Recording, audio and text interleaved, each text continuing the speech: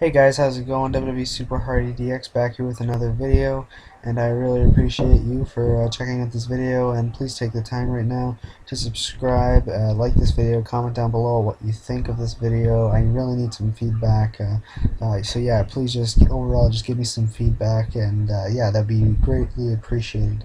So yeah, let's get into the video now. So we're talking about WrestleMania Rewind. Of course, you can watch this on the WWE Network if you're kind of contemplating whether or not you should get the WWE Network. I have a video up of is the WWE Network worth it? You can go check it out. It is quite long though. It is 20 minutes, but I think that 20 minutes is kind of necessary to go over everything that is in the WWE Network. And yeah, just go check that out if you want to see if you should get the WWE Network. But yeah, this is one of the many reasons why the WWE Network is so good. I mean, you get shows like WrestleMania Rewind, and I really enjoyed this WrestleMania Rewind. Each one is kind of just like a little mini documentary. You know, you kind of you get like a free DVD, and that happens every single week, and it's very great. I mean, it is a little bit smaller compared to actual DVD releases. I mean, if you take out the match itself, you it's only about a 30-minute documentary, but you know what, it's still very enjoyable to watch, and it's not time consuming at all. It's like watching a TV show. You know, it's very interesting. It has a lot of great stories that you may have not known, and it really gets you hyped up for this match. Um, this I thought was very good. I haven't really seen many WrestleMania rewinds. The only ones that I've seen would be, I think I watched the first one. I watched Triple H vs. Chris Jericho. I mean, I think I watched a couple, but this was the first one in a little bit of a while. So I'm going to try and watch all of them and review them on this channel, and they will be coming in the future. But for right now, I'm just going to review this one. So we begin this documentary, and they mainly talk about Rey Mysterio in this WrestleMania Rewind, I guess you could call it.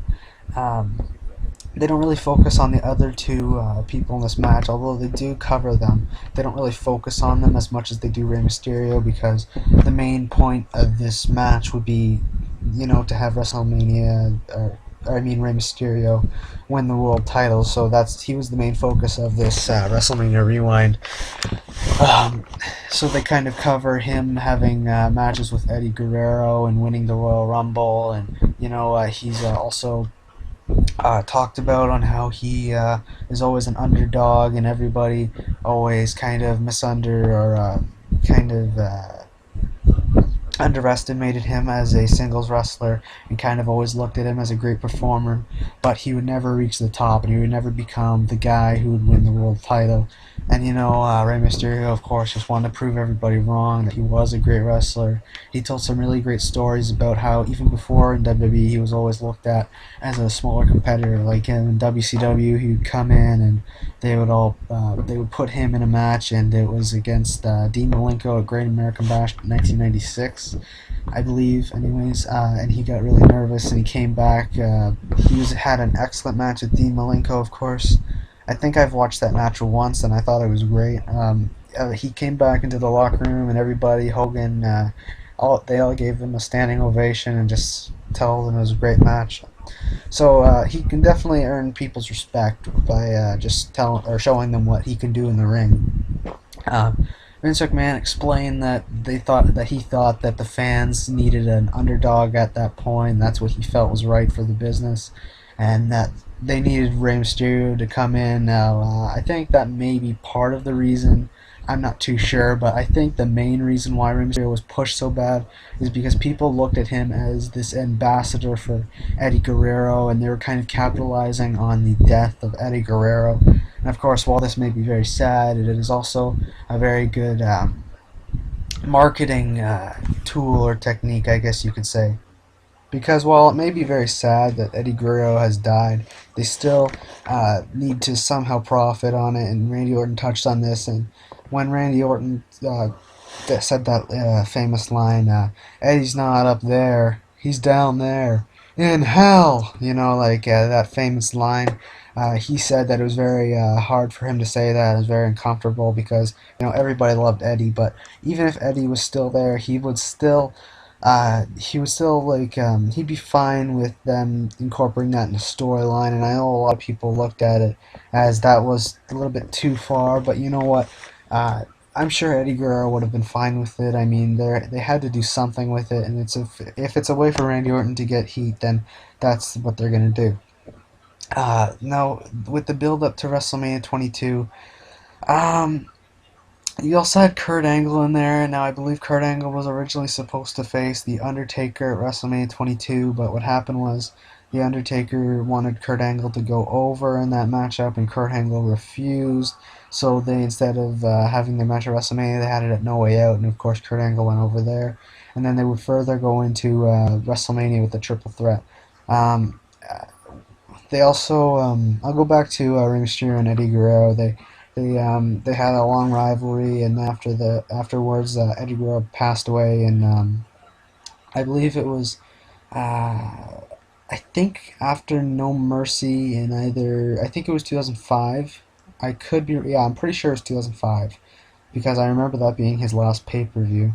And after that, everybody would, they had the tribute show, and Rey Mysterio was looked at as a very close friend of Eddie Guerrero, even though that they just had a really bad, or they had a really long rivalry together. They were still looked at as as people who, they won the tag team titles together. Then Batista and Rey Mysterio formed a tag team, and they had like Eddie Guerrero T-shirts and Eddie Guerrero armbands and stuff like that. So they were completely capitalizing on Eddie Guerrero's death. And then afterwards, Rey Mysterio, I believe at this time he was getting a lot of, he was becoming more and more popular as time went on because of his association with Eddie Guerrero, and as time went on, I guess Vince McMahon was realizing how popular he was becoming, or some sort of factor went into this, and I guess they determined that it would be right for him to challenge for the title at WrestleMania and win the Royal Rumble. Now, one thing that I'm not too sure about is who would have won the Royal Rumble if Eddie Guerrero had not died. Like, let's just think about this. Like, a lot of people, you could say that Eddie Guerrero would have won it if Rey Mysterio hadn't died, but I don't know. I'm not too sure because it could have been completely different if Eddie Guerrero was still alive. I mean, we could have had Randy Orton win it and go on to WrestleMania just to face Kurt Angle in a singles match. You could have had so many different uh, possibilities, but we'll probably never know. I'm not sure if there is some sort of evidence as to what would have happened out there on the internet, but as to my knowledge, that's we really don't know what would have happened. But it's kind of crazy when you think about it, like where Rey Mysterio would be now. But yeah, he would win the Royal Rumble, and then of course Randy Orton would go on to say all those things about Eddie Guerrero and his family, and that would lead Ray to put his Royal Rumble contendership on the line. He would go and face Randy Orton in No Way Out. He would then lose it in a controversial fashion. Randy Orton would pull him up. He'd grab the tights. He'd put his hands on the rope or whatever he did. And that, of course, Rey Mysterio was very mad when Randy Orton beat him for the shot. Then, of course, I think on SmackDown, Teddy Long came out and he said that now I can't reverse the decision at No Way Out, but I can add to the match or something like that. And then he said, at WrestleMania 22, it will be the world champion versus Randy Orton versus Rey Mysterio, and then everybody went crazy and it was all happy, and Rey Mysterio's in the main event. So there we proceed to the main event of WrestleMania. It kind of touches a little bit on Kurt Angle. Of course, they don't have too much footage of him talking, so they couldn't really cover a lot of this. Uh, they had Kurt Angle. That they explained how he won the world title. I think a little bit. They said that he would win it in a battle royal, and then he would go on to WrestleMania. He'd beat Undertaker No Way Out, and that's basically how it led all up to the match. Now the match itself, when you actually look at it, I've watched this match many times, but honestly, when I watched this documentary, I turned it off right after they were finished the documentary part because I didn't want to watch the match all over again. But what I can say from my memory, this match was a solid match. I think that it could have went on a little bit longer. I think they weren't really given the proper time, or maybe they just everything went a little bit too quickly and it was a little rushed. I don't know what happened, but it was nonetheless, it was still a good match. Of course, you had some very memorable spots in here, like the German suplex to Rey Mysterio and Randy Orton, which has been done again and again over the years. I remember we saw that a while ago. I'm not sure who did it or when it happened. I think it may have involved Cesaro, but I'm not sure when it happened. But I'll have to look at that. I'll have to look that up, see what it was. But yeah, it had also had a couple of blown spots, like Rey Mysterio was going for 619 on the outside. He grabbed the ring post, but he slipped off, and then he just kind of drop kicked him, stuff like that. So overall, the match wasn't all that special. I mean, of course, you do have Rey Mysterio winning the world title here, which is a very special moment in Rey Mysterio's life, and of course, a very memorable moment for WrestleMania 22 and 2006. But the match itself was not all that memorable. The finish, of course, you had Rey Mysterio 619, Randy Orton, and then Kurt Angle would try and make the save, but he couldn't do it in time. And I used to think that maybe they kind of botched the ending there, and Kurt Angle was supposed to break up the pin, but he didn't. But I'm not, because the match was awfully short for a world title match. I think it only went 9 or 14 minutes or something like that.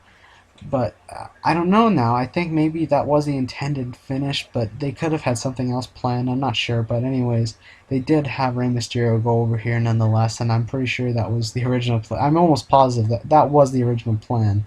No doubt about it. But I'm not sure if that was the actual finish. But still, a good match. Not the best. It could have been a little bit more time.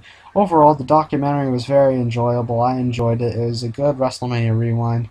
Would I recommend you go watch it? It's not the end of the world if you don't watch it, but it's still entertaining the whole way through and can give and gives a couple good stories here and there. So, uh, I recommend it? I wouldn't necessarily recommend it, but like it's not something that you have to go out of your way and go watch, but it's definitely something that you'll be entertained thoroughly through the entire thing. But it's nothing too special and nothing you'll be wowed about. But yeah, good documentary, good WrestleMania rewind. It was okay. Again, thank you for watching this video. Please like the video, subscribe, leave a comment. It would be greatly appreciated. I'm trying to grow this channel as fast as I can by producing daily videos. I'm going to be trying to produce daily videos for a long, long time on this channel. And thanks for watching. And see you next time. Thank you.